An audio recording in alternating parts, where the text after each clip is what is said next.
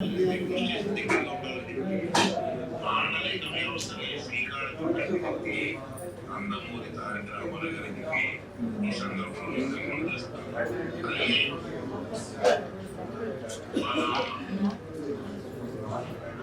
రైతులందరికీ కూడా మేలు చేయాలని చెప్పి ఆలోచన చేసి ఎన్నో కార్యక్రమాలు కార్యక్రమాలు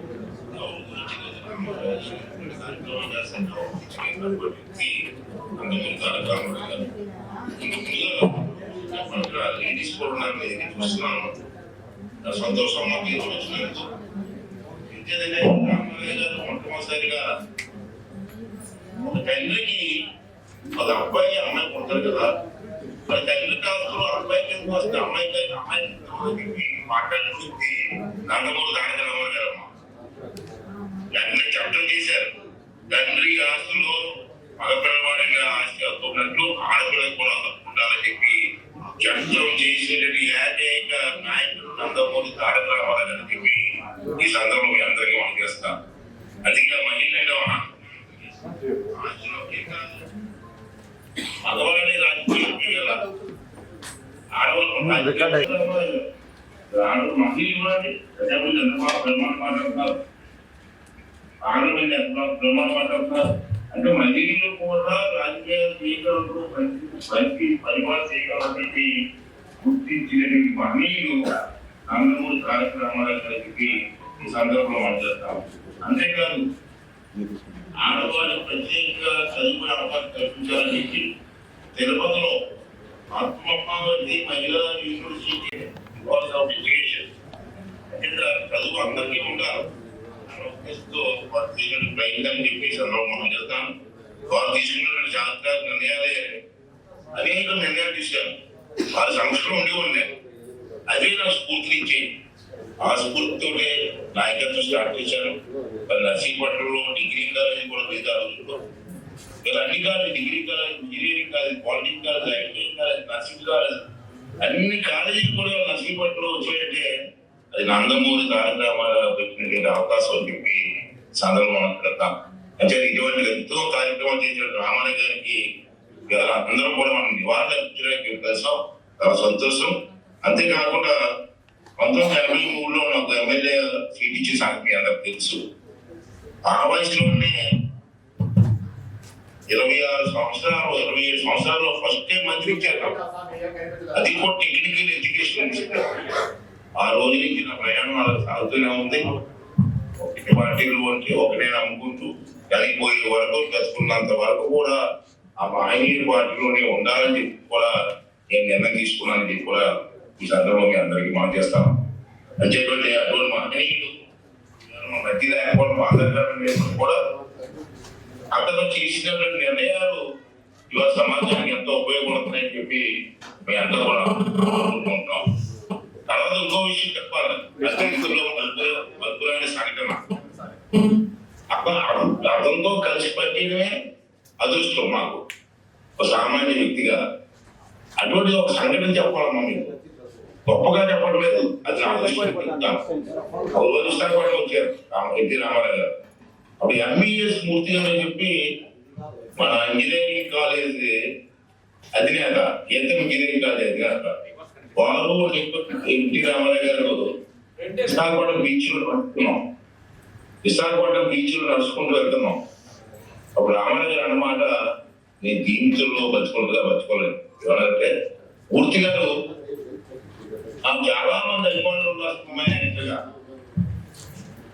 చాలా మంది చాలా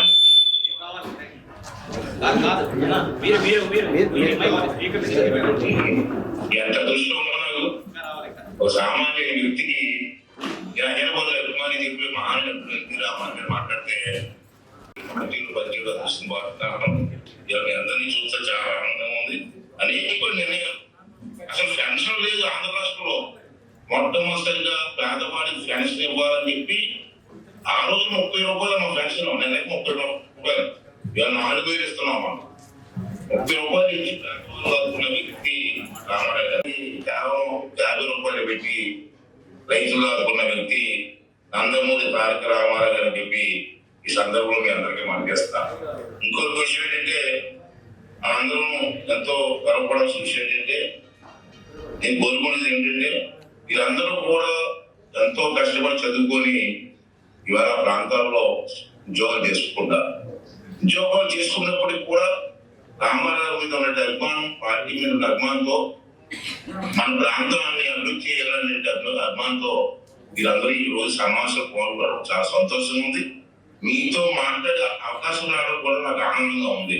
అయితే మీ అందరినీ కోరేది ఏంటంటే భగవంతు దైవాల మీరు విదేశాల్లో ఉన్నారు, మంచి పొజిషన్లో ఉన్నారు, భార్య పిల్లలతో హ్యాపీగా ఉండాలని కోరుకుంటూ అలాగే మీరు ఎంత హ్యాపీగా ఉండాలని కోరుకుంటున్నారో రాష్ట్రం కూడా బాగుండాలని, మీ పుట్టిన గ్రామం బాగుండాలని, మన ప్రాంతం బాగుండాలని చెప్పి మీరు అందరూ కూడా ఆశిస్తున్నారు. నాకు తెలుసు ఎవరు ఎందుకు వస్తారండి, ఇది మీటింగ్ రావాల్సిన అవసరం ఉంది. అభిమానం ఉంది కాబట్టి కదా, అన్నగారి మీద గౌరవే కదా అభిమానం కదా, ఈ ప్రాంతంలో అభిమానం కదా. మీ అందరినీ మనస్ఫూర్తిగా కోరేది ఒకటండి, మీరు మీ పుట్టిన గ్రామానికి ఎక్కడ వద్దు, రాష్ట్రానికి ఏం చేయవలసిన మీ పుట్టిన గ్రామానికి ఎడ్యుకేషన్ ప్రవర్తన చేయాలండి. ప్రభుత్వం ద్వారా చేస్తున్నాం మేము, కానీ అది ప్రభుత్వం డబ్బులు ఖర్చు పెట్టడానికి మాత్రం ఎడ్యుకేషన్ వస్తుందని ఊహించాలి. నేను చదువుకున్నాను కాబట్టి మనం క్రియేట్ చేయాలి. విలేజ్ లో మన పిల్లల్ని చదువుకునేటువంటి ఏర్పాటు చేయాలి, తల్లిదండ్రులు కూడా ప్రోత్సహించాలి. ఎడ్యుకేషన్ ఈ రోజుల్లో ఎంత ముఖ్యమో మీ అందరికి తెలుసు, దేశంలో ఉన్నారు కాబట్టి. అంటే మీ గ్రామాల్లో మన పిల్లలు పార్టీలతో సంబంధం లేదండి, ఆదిత్య పార్టీలు ఊహించడం. దేశం పార్టీ అభిమానం నాకు, చంద్రబాబు అంటే అభిమానం, ఎన్టీ రామారావు అభిమానమే. కానీ మన ప్రాంతం కూడా బాగుండాలని కోరుకునే వ్యక్తులు మనకి కూడా పార్టీలతో సంబంధం. మన గ్రామంలో అందరూ ఎడ్యుకేషన్ చదువుకోవాలి, పిల్లలు చదువుకోవాలి, వాళ్ళు పైకి రావాలి, గ్రామం బాగుండాలి. దానికోసం నేను ఏదో గ్రామాన్ని చేయమని అంటలేదు. నేను రోడ్లు కానీ, ఇరిగేషన్ కానీ, కరెంట్ కానీ అన్ని నేను చూసుకుంటా. కానీ గ్రామంలో ఉండండి రాజకీయాలు పక్కన పెట్టి అందరం కూడా గ్రామం అంది, మన గ్రామం బాగుండాలి, దానికి మనం ఏదో చేయగలగాలని చెప్పి అందరిలో స్వభావం రావాలంటే మీలాంటి చదువుకున్న వ్యక్తులు చెప్తేనే పెట్టారు. అక్కడ మీరు చెప్తూ ఉంటే రాజకీయ వాళ్ళు ఉన్నారు, ఒక పార్టీ వాళ్ళు ఉన్నారు. పార్టీ కాదు మనం ముఖ్యంగా, పార్టీ ఉండాలి, మన రాజకీయ నాయకులు ఉండాలి కాదట్లే, కానీ గ్రామాల అభివృద్ధి కూడా ముఖ్యం. ఇంకా మీరు అందరూ కూడా దయచేసి ఎంతో దూరంలో ఉన్నారు, మీరందరూ కూడా బాగుండాలని మనస్ఫూర్తి కోరుకున్నాను. మీరందరూ బాగుండాలని ఎలా కోరుకున్నాను, మన గ్రామాలు, ఈ ముఖ్య గ్రామాలు బాగుండాలని దీనికి మీరందరూ కూడా ఎంతో అవకాశం వరకు చేసి అక్కడ మా పొడవాలను చదువుకునే ఏర్పాటు చేసి వాళ్ళు ఎడ్యుకేట్ చేసి ఎడ్యుకేట్ చేసి ఆ ప్రాంతం బాగుంటారని అందరినీ మనస్ఫూర్తిగా కోరుకున్నానండి. రెండోది ఏంటంటే ఆంతరిక విషయం చెప్తారండి, మీరు అందరూ సహకరించాలి. ఎన్టీ రామారావు గారికి భారత రత్న ఇవ్వాలని చెప్పి ప్రతి వారు మాట్లాడతారు. సెంట్రల్ గవర్నమెంట్ స్పందించట్లేదు ఎందుకోమని. ఎన్టీ రామారావు లాంటి మహా నాయకులు ఎక్కడ ఉన్నారంటే భారతదేశంలో. ఆ రోజు వాజ్పేయి గారు కొంతమంది ఉన్నారు, లేదు వాజ్పేయి గారు లాంటి వ్యక్తి చాలా మంది పెద్ద ఉన్నారు. అదే అటువంటి వాజ్పేయి గారు కూడా ఎన్టీ రామారావు గారికి అభిమానండి. నేను వెళ్ళి వాజ్పేయి గారిని కలిసినప్పుడు ఈ ఎన్టీ రామారావు అభిమాని అయ్యా నేను చెప్పాను. ఇటువంటి వాజ్పేయి గారు వెనకాల ఫోటో చూడండి, వెనకాల ఫోటో ఉంది. ఆ ఫోటోలో వాజ్పేయి గారు, ఎన్టీ రామారావు గారు నాకు 26 సంవత్సరాల వయసులో నన్ను అభినందిస్తూ ఇచ్చిన ఫోటో. ఆ ఫోటోలో వాజ్పేయి గారిని కూడా ఉన్నారు. చేత పెద్ద వ్యక్తులు కూడా ఎన్టీ రామారావు గారిని ఎంత మర్యాద కూడా కొలిసేవారు. అంటే మీ అందరినీ కొన్ని దేశాలలో ఉన్నటువంటి అందరినీ చెప్పి సమావేశాలు. ఈ సమావేశంలో ఎన్టీ రామారావు గారికి భారత రత్న ఇచ్చి చేరాలని చెప్పి, ఇవ్వాలని, గౌరవించాలని చెప్పి ప్రధానమంత్రి గారికి ఒక లేఖ, ఈ అసోసియేషన్ తరఫున ఒక లేఖ ఎన్టీ చంద్రబాబు నాయుడు అంతకంటే ఎవరు భారత రత్న ఇవ్వడానికి మన ఏరియాలో మహానుభావుడు ఎన్ని సినిమాలు యాక్ట్ చేశాడు, ఎన్ని పాత్రలు చేసాడండి. రాముడు విలన్ పాత్ర ఎందుకు చేసాడు, నన్ను ఎక్కడ చూసాం మనం. కృష్ణుడు, దుర్యోధనుడు 2 పాత్రలు అతను చేశాడు. అలాంటి పాత్ర వేశారండి. మహానుడు రామారావు గారు అంటే దేవుడు వెంకటేశ్వర స్వామి అంటే రామారావు గారు అలాంటి పాత్ర వేసిన మహానటుడు, మహా రాజకీయ నాయకుడు, ఎన్నో సంస్కారం తీసుకొచ్చి ప్రజలకు ఉపయోగపడ చేసేటువంటి మహా వ్యక్తి, ప్రజల్లో చైతన్యం తీసుకొచ్చిన వ్యక్తి. అటువంటి వ్యక్తికి భారతరత్న ఇవ్వాలని చెప్పి మేము అందరూ ప్రయత్నం చేస్తున్నాం. దాని గవర్నమెంట్ ఎందుకో స్పందించండి, సెంట్రల్ గవర్నమెంట్ వీరి స్థాయి తీర్మానం భారతరత్న ఇచ్చి మన రాష్ట్రానికి ఎన్టీ రామారావు గౌరవ వచ్చేలా చేద్దామని చెప్పి దానికి అందరి తాలూకు సహకారం కావాలని చెప్పి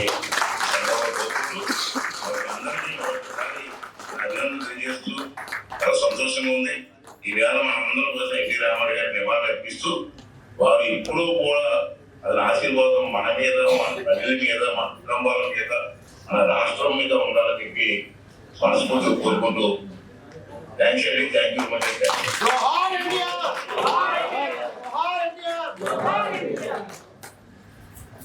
నమస్తే సార్. నమస్కారం. ఇక్కడ ముందుగా మనం టీడీపీ మా ప్రెసిడెంట్ రఘునాథ్ గారు ఉన్నారు ఇక్కడ. మాట్లాడతారు. దాని తర్వాత ఒక్క అడుగు ఎన్నికి పోతారు సార్ కొంచెం. ఓకే నమస్కారం. చాలా సంతోషం మీరు మా ముందుంటాం. అందులో ఈ రోజు ప్రత్యేకమైన రోజు అన్నగారి వర్ధంతి రోజు.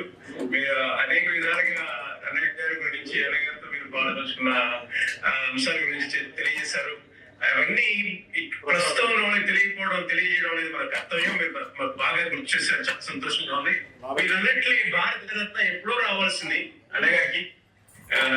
నటరత్నతో పాటు భారతరత్న కూడా వస్తే ఎంతో బాగా ఉంటుంది. అది ఎప్పుడు రావాల్సింది చాలా డిలే అయిపోయింది. తప్పకుండా మేము అందరం కలిసి ఒక మెమరాండం తప్పకుండా వెంటనే ఈ వారంలోనే పంపించేస్తాం మీకు ఒకటి. తర్వాత సెంట్రల్ మన చంద్రబాబు నాయుడు గారికి తప్పకుండా పంపిస్తాం. అందరం కలిసి ఒక మెమరాండం అందరం సంతకాలు చేసి పంపిస్తామండి. ఈ వారంలో పంపిస్తాం. మీ ప్రయత్నం మీరు చేయండి. తప్పకుండా భారతరత్న వస్తుందని ఆశిద్దాం. ఈ సంవత్సరం రిపబ్లిక్ డే అనౌన్స్ చేస్తా అనుకుంటాను కదా, వస్తుందని ఆశిద్దాం. అది మరొకటి, మీరు చేస్తున్న కార్యక్రమాలు చాలా ఆనందకరంగా ఉంటున్నాయండి. అసెంబ్లీ అంటే ఎలా ఉండాలి, ఇప్పుడు ఈ విధంగా పార్లమెంట్ అసెంబ్లీలో సెషన్స్ ఎలా జరగాలనేది మీరు మంచిగా కండక్ట్ చేయడం తప్పు జరిగిన దాంతో పోల్చుకుంటే మీరు చూస్తూనే ఉన్నారు. చాలా చక్కగా నిర్వహిస్తున్నారు. మీరు అసెంబ్లీ స్పీకర్ అయినందుకు మాకు గర్వకారణంగా ఉంది. మీరు ఇంకో విషయం చెప్పారు, గ్రామాలను మీరు చూసుకుంటే మేము మిగతా వారిని మేము చూస్తామని. ఊళ్ళకి ఇక్కడ చాలా మంది అభ్యర్థన ఏంటంటే ఊళ్ళకి దారి లేదండి. ఎంతకాలం మనకి ఇదివరకు వైసీపీ ఉందనుకున్నాం, కానీ ఇప్పుడు మన ప్రభుత్వం వచ్చిన తర్వాత కూడా రోడ్లు అనేవి సరిగ్గా జరగట్లేదు. ఎన్నోసార్లు మనం పత్రాలు ఇవ్వడం జరిగింది, అయినా కానీ రోడ్లు విలేజ్ రోడ్లు రావట్లేదు. అదొక్కటి మీరు అందరికి సహకరిస్తే అందరికి చేయగలిగితే విలేజెస్ కి రోడ్స్ అనేవి చాలా అవసరం. వాటి ద్వారానే మనం వెళ్ళేప్పుడు కూడా మనకు అనిపించాలి మన ఊరెట్టుకున్నామో వెళ్ళే అవకాశం ఉంది, వెళ్ళడానికి అవకాశం ఉన్నది అనుకోవాలి కదా. అది కూడా లేకుండా చేస్తున్నారు. అది ఒక్కటే కొంచెం బాధాకరంగా ఉంది. ఎన్నోసార్లు విన్నపాలు చేసుకున్నాం, కానీ అది ఇంతవరకు సఫలీకృతం కాలేదు. మీరు కూడా కొంచెం ప్రయత్నించి నేను తెలియజేస్తాను. మీకు కొన్ని విలేజెస్ చాలా ఊరుగా ఉన్నాయి రోడ్స్, అవి మీరు కనుక కొంచెం హెల్ప్ చేయగలిగితే చాలా సంతోషంగా ఉంటుంది. మేము తప్పకుండా విలేజెస్ లో లోపల ఉన్న వస్తువులు తయారు, స్కూల్ బిల్డింగ్స్ కానివ్వండి, అక్కడికి కావాల్సిన వస్తువులు కార్యక్రమాలు మేము ఆల్రెడీ చేస్తున్నాం. ప్రతి ఒక్కరికి అందరికీ కూడా మళ్ళీ ఇంకా ఎక్కువగా మీకు సహకారం అందజేస్తామని తెలియజేస్తూ ధన్యవాదాలు తెలియజేస్తూ ధన్యవాదాలు.